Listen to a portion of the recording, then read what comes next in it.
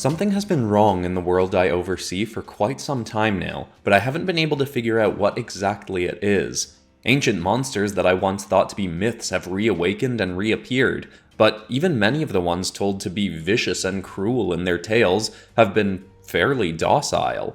This is why it was so odd to see a creature that bordered on being legendary for its protective nature towards humans, seemingly headed to destroy a peaceful village. I'd been following the creature for nearly an hour, and it had a clear heading that I couldn't sway it away from, though I didn't yet realize its target. Any creature or travelers that stepped into its path, it attempted to violently swat away or devour, and few creatures in this region stood much of a chance against it. This beast is called the Tàirnemhuc, and it is a drake that somewhat resembles a lean Tyrannosaurus, but is very tall at 130 feet from foot to scalp. Its large forearms and hands appear to be attached by dripping limbs of slime, and muck is near constantly seen to be pouring from its maw. If the scent this muck is giving off is pleasant and soothing, then you know the creature is in a peaceful and protective state. But, as I followed it on that day, both myself and my dragon ally Violet, upon whom I rode, were nearly nauseous and dizzy from the foul stench. Some of its slime had splashed onto me and my mount, and I felt the sense that the garb I wore would not be salvageable after that day. Often I am able to either calm a creature or at least direct it towards an unpopulated area to continue a rampage, but this beast was set on reaching a destination. The glowing runes that appear on my arm, which I use to channel and control my abilities as the overseer of my world, allow me to have some sway over the emotional state of creatures in my world. Some I can practically outright control, but my abilities were having no effect whatsoever on the Tàirnemhuc. I was also being particularly cautious on that day, because while I'd been off in other worlds helping friends of mine with other quests, my Mount Violet had found a mate of her species and was now pregnant. I was within a week of no longer bringing her on missions like this at all, and knew I couldn't risk her getting injured. She'd been my faithful ally long enough for me to know it was my duty to ensure she could remain healthy and strong to give birth to her young. I carried with me on that chase the bestiary of the overseer who'd watched this world prior to myself, and in it was an entry on the Tàirnemhuc with information that should have been useful. I read that the beast had a strong aversion to electricity and lightning, so I then used my overseer runes to create the fiercest thunderstorm I could along the path before us. All it seemed to do, though, was make the Tàirnemhuc angry, and it continued on through the storm. It was moving in a perfectly straight line, so after all else failed, I cleared away the storm and flew on ahead to see what was coming in its path. That was when I first came to the bustling and unsuspecting village of Sethiel. On broad guess, based on its size, I assumed 7,000 people or so lived there, and they were all in grave danger with this rampaging beast on the way. I flew down near the edge of the village, and luckily on my approach I'd already caught the eye of a group of civilians and guards. I soared down and landed just near them, saying, "Please, warn all you can, a beast called the Tàirnemhuc is headed towards your village, and it will be here soon. I'll do my best to stop it, but you need to evacuate citizens and raise defenses." One of the guards simply rolled his eyes at me. "Are you joking, lad? The Tàirnemhuc is a story for children, not a real creature." "I promise you it is very real, very angry, and headed this way. That's where this foul-smelling slime came from," I said, trying to raise some of the sticky muck off Violet's back. "Go on, stop acting the maggot. Sure, we can all smell you from here, but don't go blaming that on some made-up monster. Besides, even if something was coming for us, we've got Torreli here to protect us. She's slain everything that's come for us the last few months," the dismissive guard said. I didn't have time to ask about this protector he referred to, but I could tell it was likely this village wasn't going to do much to prepare, so I had to get back to doing all I could to keep the beast from reaching them. I rode back off on Violet to get into the creature's path and decided it was finally time to call in a summon. Or an ally of different sorts, if that didn't work.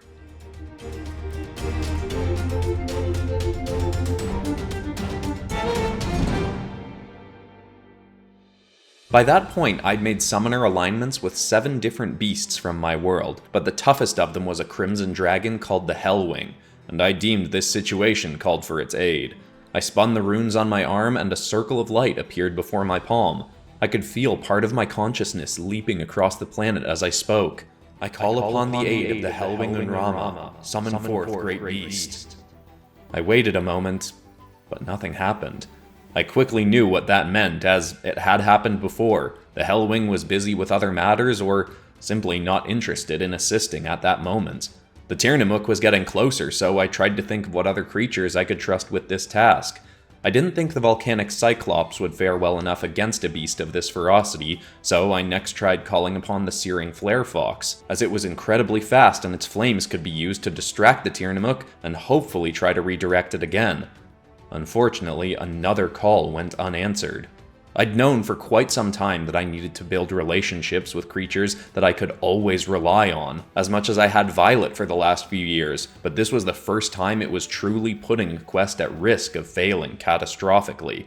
I turned and flew back towards the village to set up a defense at its edge. I also decided that it was time to go with an alternate call for assistance. I activated the watch I wore from another world made by a friend of mine with the odd name of a Mujwawut, and moved through the menus on it to reach a group called the Powerhouses. I tapped on that and spoke into the watch.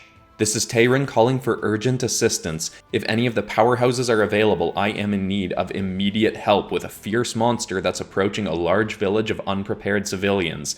I have tried summoning a beast for assistance, but the ones I trust for this threat have not answered, and No problem at all, Summoner," boomed a very familiar voice through the device.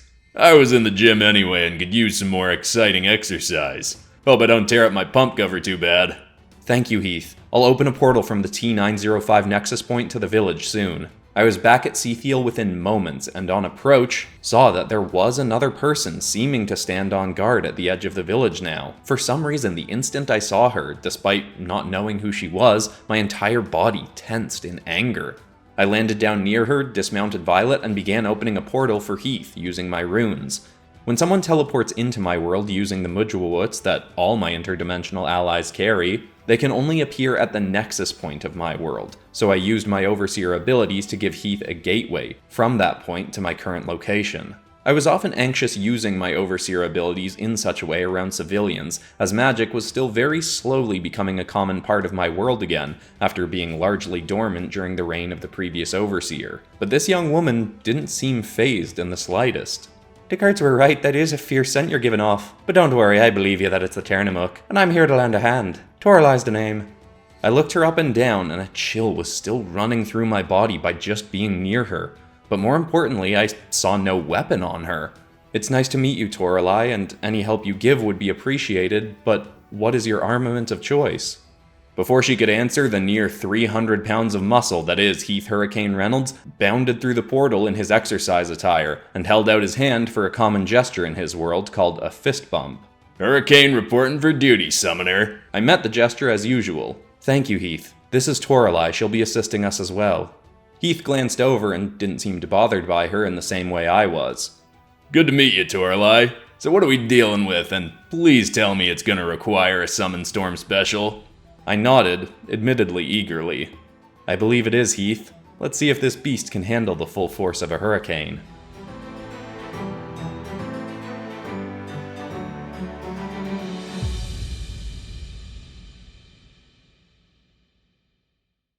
I quickly explained the Tàirnemhuc, then gave a brief rundown of the abilities I'd be using to Torreli, who was completely unsurprised by any of my Overseer powers.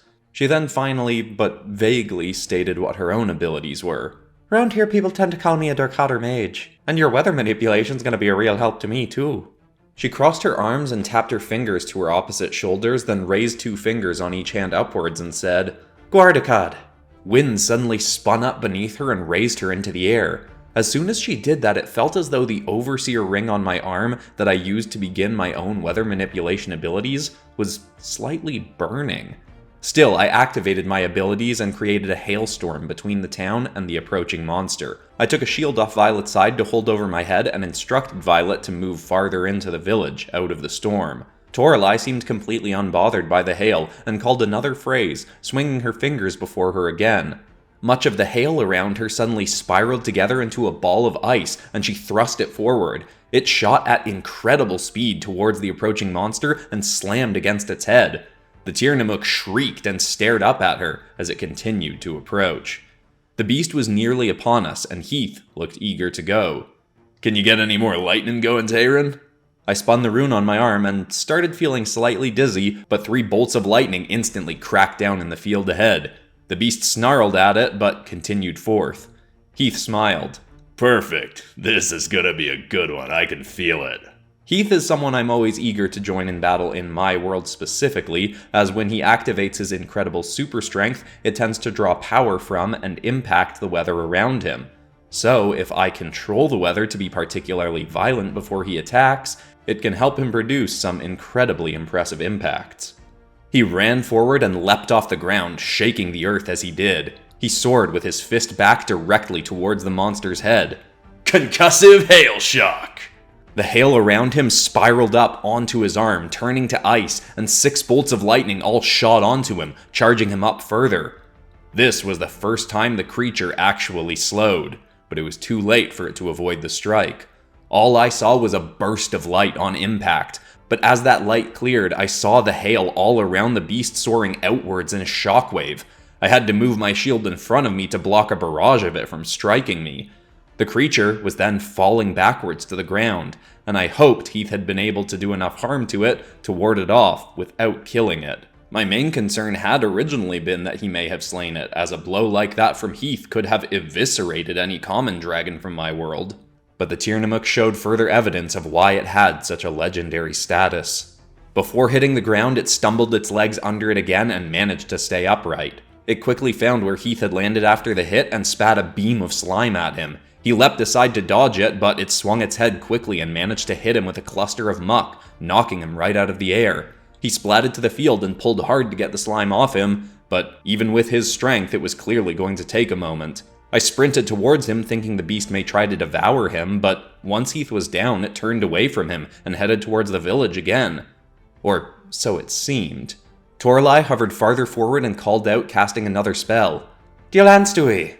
Lightning burst down above her, then curved past her, guided by her hand, and struck directly along the creature's neck, putting a searing cut into its flesh. Its shriek shook the field as I reached Heath to help remove the slime from him. He and I then both noticed the same thing. That monster, is it going for her? Torreli was hovering up away from the village, and the monster seemed fixated on following her movements. I was still helping tear away the slime as I said, "It can't simply be because she's attacking it, or the Tàirnemhuc would have tried to finish you off. I've had a bad sense about her ever since I first saw her, but I'm still not certain why." It doesn't really make sense since, I'm not exactly from around here, but she kinda looks familiar to me. Heath saying that seemed to spark some familiarity in my eyes as well, though I had no idea why.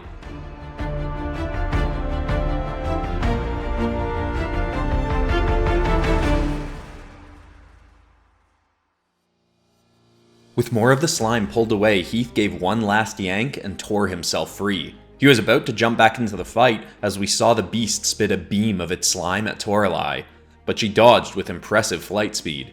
Unfortunately, that meant the thick stream of muck soared past her, struck a row of distant homes, and collapsed the roofs of several buildings in the village. As soon as she saw that, it was as if a heat wave started spilling off Torreli's body. Once again, Torreli activated her lightning ability. This time, it was as if the entire storm started spiraling in towards her. The clouds spun above her and dozens of bolts of lightning cracked down towards her, meeting in the air over her head. The monster was lunging up to chomp her in its maw as she let loose all that compiled electricity into a massive eruption that fired right into the beast's throat. Lightning sparked all around its body, and it burned from the inside out. The stench of searing slime wafted across the field as the Tàirnemhuc crashed to the ground. My concern for this mage's power suddenly elevated that much more. If she could outdo Heath in combat, then I needed to find out quickly if she truly could be trusted, and decide what to do if she couldn't be. On top of that, I was sad to see the Tàirnemhuc slain. I have on multiple occasions felt it necessary to slay a monster to protect the innocent, but I preferred to let them live and find a place they can thrive in without harming any innocent civilians. I used my runes to rid us of the hailstorm, and we walked over to meet Torreli near the beast as she hovered down to the ground. She had a proud grin on her face, and that just irritated me even further. The death of this creature should not be celebrated. Finally though, as we approached her, Heath gave me the hint I needed as to why she set me so far from ease. He said nothing but tapped my shoulder so I'd look at him, then gestured his head up. I followed his gaze to see a black and blue bird flying above us. It looked somewhat like a raven, but was far enough that I couldn't tell for certain. I wasn't sure what I was meant to get from it at first, until I noticed a faint blue streak of light following it, trailing from its forehead. That instantly brought forth the memory I needed, and I practically stopped in my tracks, looking back towards Torreli. Well, seems like that's all taken care of. Thanks for all the help with the weather. I'm not normally nearly that powerful, but your storm really helped. I'd offer you lads a meal for your troubles, but you probably don't want to stick around here with how foul that smell is. Probably gonna take us weeks to get rid of it. I tried to respond as naturally as I could, knowing that Heath and I were likely of the same mind on what needed doing. Oh, no, that's alright. We're not going to leave you with all the cleanup alone. We have some allies who could be of great assistance in this matter. Heath had quickly tapped through some of the menus on his watch and was quietly saying into it, Hey gang, we could use some help with a bit of a... Oh, fair enough, ass. Torreli groaned, waving her hands at Heath. All the grass around him suddenly grew into massive green vines and wrapped around him, binding his mouth and pulling his arms down. Shoulda known you were gonna figure it out, but I can't have you lads calling the Reaper on me. I heard how she's already finished off Suvastarif, and I don't plan on leaving this party so soon. I pulled the sword from my belt and held it forth. You're an Archon demon. She rolled her eyes. Yes, very good. Fantarel's my name, but I'm starting to prefer Torreli. I told the folks here that was my name, and now after all this time I'm starting to like the ring to it. And would you put that away? You know better than to think that little toy'll do anything to me. She was right. So far the only thing we knew could do lethal damage to any of the 7 Archon demons was our team leader, Alexis, and her abilities as the Reaper of the Multiverse. How long have you been in my world?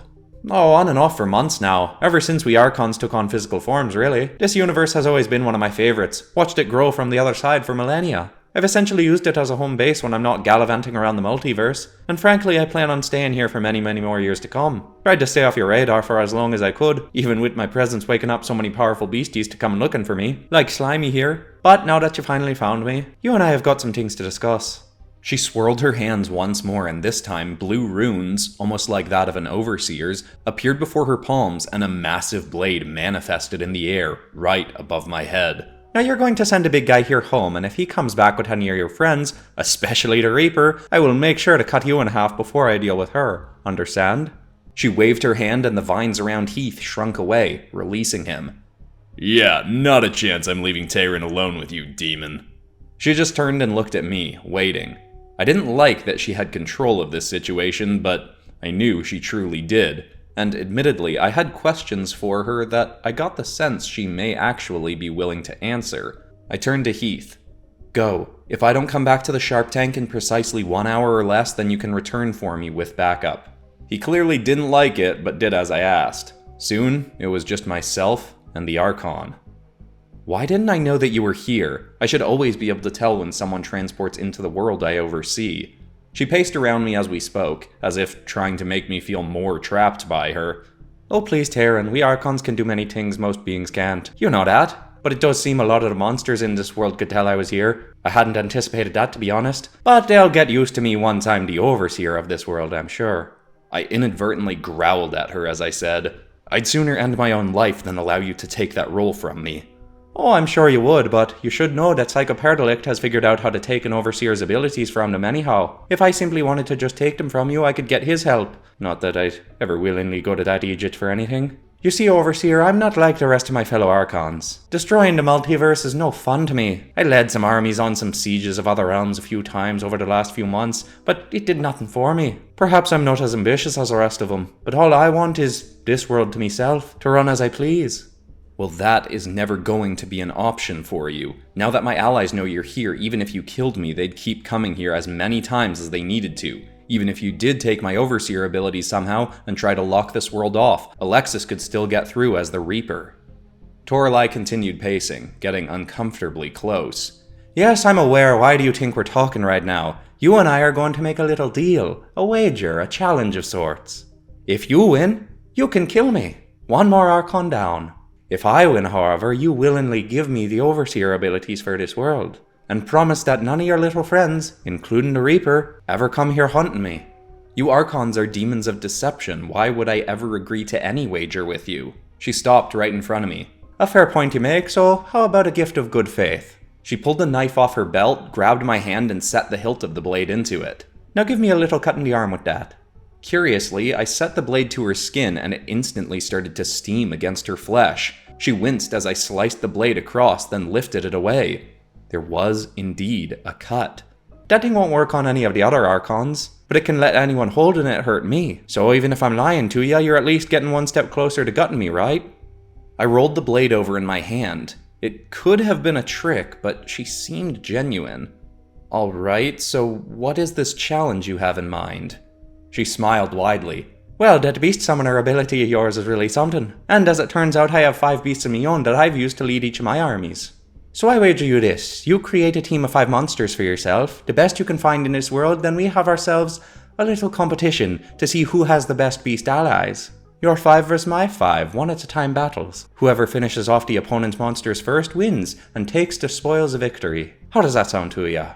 She held out her hand and I just stared at it. I couldn't recall any situation in which making a deal with a demon had been depicted as a good idea, and yet I was deeply considering it. But the thing that finally sold me on it was something I never would have thought I'd hear her say. Seeing my hesitation, she said, "Please, even if I do win, isn't this better than having another Archon out there wreaking havoc in the multiverse?" It wasn't even just the justification, it was that first word. I never would have considered a demon to say such a genuine please. Again, it could have been simply effective manipulation from a demon of deception, but if it was manipulation, then it was working. So I took her hand and I shook. "You have a deal, but I need time to prepare my team of summons."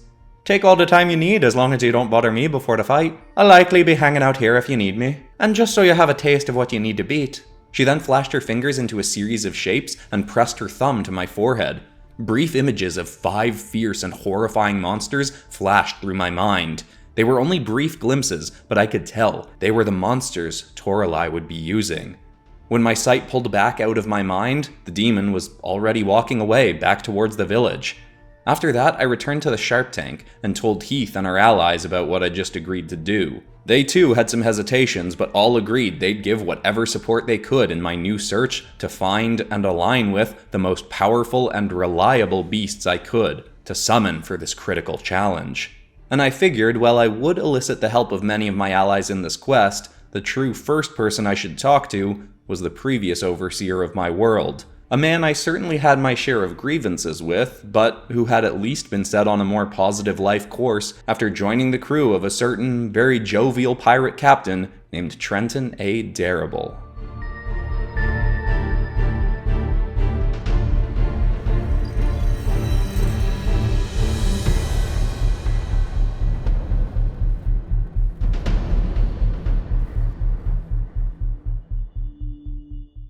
I hope you enjoyed the setup episode for the Summoner's Beasts, because I've got a bunch of fun ideas for this story. And the community redraw this month is going to be set in this storyline as well. If you want to see something similar, I highly recommend checking out my new series Mytholethal, which is getting another new episode very soon. It's also set in Multiverse Tales just a very long time ago, with the lead villain of it being Tarsa, Astra's mother. Or if you want more blatantly Pokemon-inspired stuff, you might want to check out the Bayou Knights episodes of Vigilance, especially the most recent one, Bonding with Bayou Knights, which was last month's community redraw. Also, I have done a huge merch drop this weekend. I'm adding more stuff still. Stuff from Vigilance, Mytholethal, of course the posters from this episode will be available. But check out the PopCross Studios Teespring store, because there's a lot of new stuff going up there now. And of course, if you like my monster art, there's always my Monsters of the Multiverse art book, which has tons of my best monster art in there. All that linked in the description. But besides that, that's all for today, except of course for ending this video on some kind of positive or inspiring note. And the thought I want to leave people with today is a quote from Adam Grant, who said, "You can love people without liking them. You can also learn from people without liking them. And equally importantly, you can dislike people without disrespecting them." I think that's a really good message that I don't know if I necessarily need to add anything to. I hope it's inspiring, I love you all, and I'll see you all in the next episode on Friday. Goodbye.